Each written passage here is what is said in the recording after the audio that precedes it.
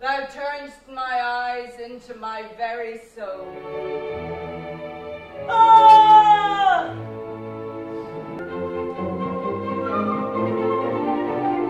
You get to have this game up in the sunshine. You're horny. Me, bitch? I don't peep the relation jizzle between hype and happiness. I'm tripping. Zebra fucking cats. Yes. Yes. Yes. Yes.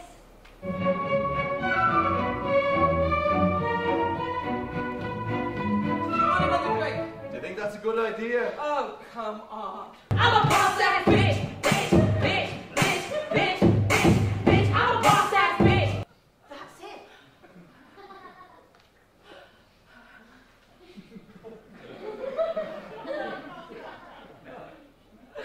You and your dog friends, you're all bullshit! I don't fucking acknowledge any of you! You look so mediocre, so average, you know? You're just like a museum, you know, you're just hanging on! And what are you?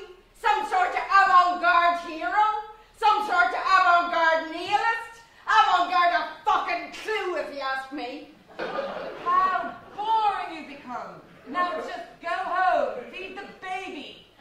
God, you're such a pain. You want to play a game or something?